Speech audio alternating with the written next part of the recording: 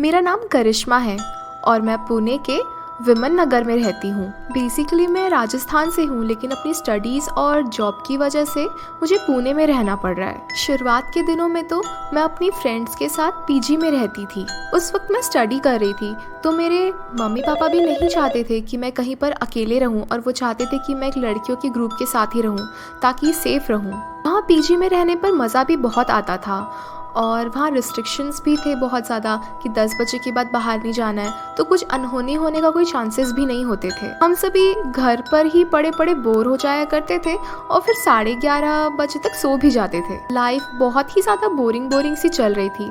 मैं तो बस वेट कर रही थी कि कब मेरी स्टडीज़ पूरी हो और मैं जॉब ढूंढ सकूँ, ताकि कम से कम इस पीजी से तो निकल सकूं और पुणे की नाइट लाइफ देख सकूं और एंजॉय कर सकूं। ऐसा नहीं है कि हमने कभी कोशिश नहीं की रात में बाहर जाने की, पर जितने बार भी कोशिश की, हमारी रूम की जो ओनर थी वो हमेशा हमें पकड़ लिया करती थी और फिर घर में कॉल लगा दिया करती थी। वो बिल्कुल भी अच्छी नहीं थी, की वजह से हमें घर वालों से भी गालियाँ सुननी पड़ती थी, और मार्क्स तो वैसे भी अच्छे नहीं आ रहे थे। पर ले देकर मैंने और मेरे फ्रेंड्स ने वो 3 साल निकाल लिए। फिर हम सब अलग अलग रास्ते पर चले गए अपने अपने जॉब्स के लिए। मेरी स्टडीज़ ख़त्म होकर 6 महीने हो गए थे और मुझे कोई भी जॉब नहीं मिल रही थी। मैं बहुत ज़्यादा परेशान हो गई थी कि इतना दूर घर से आना, स्ट्रगल करना, और फिर ये सिला मिल रहा था मुझे। उस वक्त मैं बहुत ज़्यादा डिस्टर्ब थी और घर से भी मुझे प्रेशराइज़ किया जा रहा था कि जॉब कब मिलेगी, अगर नहीं मिल रही है तो शादी कर लो। मैं मर जाती, लेकिन शादी तो कभी नहीं करती, क्योंकि इतना पढ़ाई किया था मैंने। मैं जॉब करना चाहती थी, इंडिपेंडेंट बनना चाहती थी। मैं इधर उधर की छोटी मोटी जॉब्स कर रही थी, लेकिन वो इतनी रेपुटेड नहीं थी कि मैं अपने घर में बता सकूं। मैं बस अपने खर्चे निकालने के लिए छोटी मोटी जॉब्स कर रही थी। मेरी बाकी 3 फ्रेंड्स भी थी मेरे साथ। उनका नाम था रूप, गीत और ज़ेबा। तीनों के पास भी जॉब नहीं थी, पर ये लोग छोटी मोटी जॉब्स करके अपने खर्चे निकाल रहे थे। तब हम सभी ने कंट्रीब्यूट किया और एक फ्लैट ही साथ में रेंट पर ले लिया था। हमारी किस्मत बहुत अच्छी थी कि हमें बहुत अच्छे एरिया पर और बहुत सस्ते में वो फ्लैट मिल गया था। हमने बिल्कुल भी समय नहीं लगाया और तुरंत ही उस फ्लैट को हमने रेंट पर ले लिया। अब हम सब साथ में रहने लगे थे और वो 2 BHK था, तो फिर हम सब ने ही उन 2 रूम्स को बांट लिया था। ऐसा करते करते 6 महीने और बीत गए थे, और तब मेरे घर से मेरी मम्मी के फ़ोन आने लगे कि अब बस बहुत हो गया, और उन्होंने मुझे टाइम दिया कि 1 हफ्ते तक अब अगर कुछ भी नहीं हो पाया तो मुझे वापस घर जाना पड़ेगा। वो रात मैं बहुत ज़्यादा ही डिप्रेस थी। बस चाहती थी कि मुझे अब कोई भी जॉब ऑफ़र हो जाए और मैं बस उसे ज्वाइन कर लूँ और अपनी फैमिली को बता दूँ कि मुझे जॉब मिल गई है और मुझे वो वापस घर ना बुलाए। मेरी ये सब हालत देखकर मेरे दोस्त भी बहुत ज़्यादा परेशान हो गए थे, और वो मुझे बहुत ज़्यादा सपोर्ट करते हैं। वो अभी भी मेरे कांटेक्ट में हैं और वो बहुत अच्छे हैं। वो मेरा पूरी तरह से ख्याल रख रहे थे और मेरी हेल्प कर रहे थे कि मुझे अच्छी जॉब कहाँ मिल सकती है। तभी अगले दिन मुझे कंपनी से जॉब ऑफर आया। पिछली रात मैं बहुत देर तक जाग रही थी इसी टेंशन में, तो अगले दिन मैं बस रेस्ट करना चाहती थी और सुबह बहुत लेट उठी थी। जब लेट उठकर मैंने अपना फ़ोन देखा तो मुझे यही जॉब वाली न्यूज़ मिली, और मेरी पूरी नींद मानो जैसे अचानक से गायब ही हो गई हो। मैं बहुत ज़्यादा खुश हो गई थी। अगले दिन का ही मेरा इंटरव्यू था 11 बजे, और मैं उसके लिए पूरी तरह से प्रिपेयर होना चाहती थी। मैं इतनी ज़्यादा एक्साइटेड थी कि मैंने अपने सारे फ्रेंड्स को कॉल किया और इस बारे में बताया। मैं लेट सोकर उठी थी, तब तक वो सब जा चुके थे, इसलिए मुझे कॉल कर उनको ये खुशखबरी देनी पड़ी। वो सब भी मेरी ये न्यूज़ सुनकर बहुत ज़्यादा खुश हो गए थे। मैंने फिर तुरंत ही अपना लैपटॉप ओपन किया और अपने आप को प्रिपेयर करने लग गई उस जॉब के लिए। अगले दिन मैं सबसे पहले उठ गई और फटाफट ब्रश करके नहा धोकर फ्रेश हो गई। तुरंत मैंने अपना नाश्ता बनाकर खाया और फिर जॉब इंटरव्यू के लिए चली गई। जब मैं इंटरव्यू के लिए गई तो मुझे बहुत सारी ऐसी बातें पता चली जो मुझे जॉब को ना लेने के लिए फोर्स कर रही थी, पर मेरे पास और कोई ऑप्शन ही नहीं था।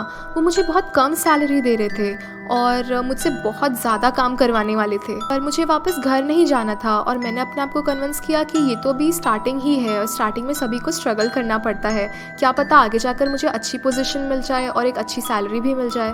तो मैंने उस जॉब के लिए हाँ कह दिया। फिर उस जॉब को करते करते मुझे 2-3 महीने हो गए थे।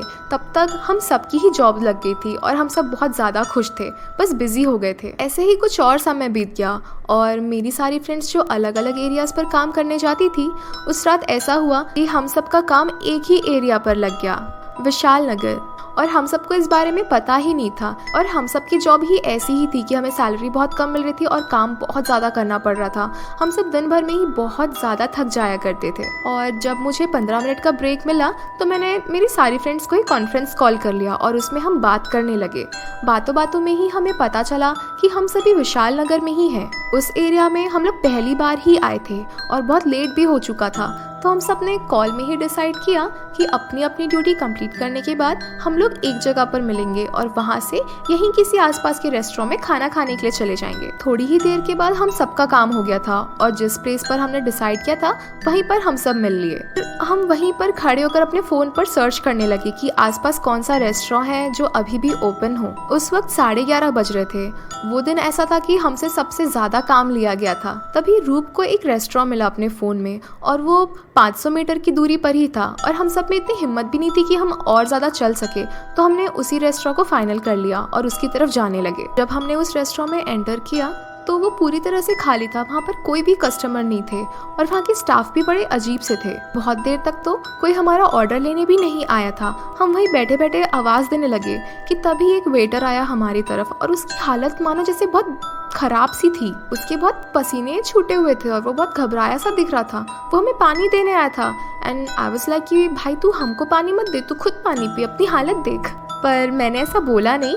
हमने पानी पिया और उसे अपना ऑर्डर बता दिया। हम सब वहीं बैठे बैठे बकर मस्ती कर रहे थे कि तभी हमने नोटिस किया कि हमें ऑर्डर देकर करीब 25 मिनट हो गए हैं और हमारा खाना भी अभी तक नहीं आया था। खाना तो दूर की बात, हमें एक स्टाफ भी नहीं दिख रहा था।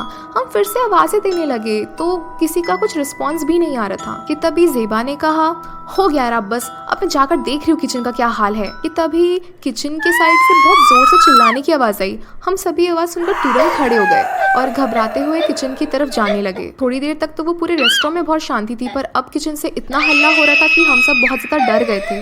बहुत चिल्लाने की आवाज़ें आ रही थी अंदर से। जब हमने दरवाज़ा खोल कर देखा तो रेस्टोरेंट का 3 स्टाफ नीचे बैठा हुआ था और उनके सामने एक पागल सा आदमी खड़ा हुआ था जिसके हाथ में बहुत ज़्यादा ही बड़ा सा चाकू था और उसमें खून लगा हुआ था। कुछ स्टाफ को उसने हर्ट भी किया था। बहुत ज़्यादा ही पागल सा दिख रहा था और पागलों जैसे हंस रहा था। वो रेस्टोरेंट में पीछे के दरवाजे से घुस गया था और सबको परेशान करके रखा था और धमकी देकर रखा था कि वो आवाज़ ना करे जब हम रेस्टोरेंट में आए थे। हमें देखकर वो पागल आदमी चाकू लेकर हमारी तरफ आने लगा और पागलों जैसे हंसने लगा। मौका देखकर नीचे से एक स्टाफ मेंबर उठ गया और उसे पीछे से पकड़ लिया और उसे बुरी तरह से धो डाला। जब वो पागल आदमी हमारी तरफ आने लगा था तो मानो जैसे हम सब की जान ही निकल गई हो। हम सब रोने और चीखने चिल्लाने लगे थे। फिर हम सभी ने उस पागल आदमी को पकड़कर वहीं पर बांध दिया और फिर पुलिस का वेट करने लगे। थोड़ी देर में पुलिस भी आ गई और उस पागल को वहां से ले गई। ये सभी चीजें बहुत जल्दी ही हो गई। तभी हमारी तरफ वो स्टाफ मेंबर आया जिसने हमारी जान बचाई थी और हमारी तरफ हंसते हुए बोला, हाँ जी तो बताइए मैडम, क्या खाना पसंद करेंगे आप। हम सभी उसको देखकर हंसने लग गए। आखिर में सब कुछ ठीक हो गया था, पर हम सब वहाँ से बिना खाना खाए बस घर चले गए थे और घर जाकर हमने मैगी बनाकर खाई थी। आज भी जब हम सब उस घटना को याद करते हैं तो हम थोड़े घबरा भी जाते हैं, पर हमारी हंसी भी नहीं रुकती।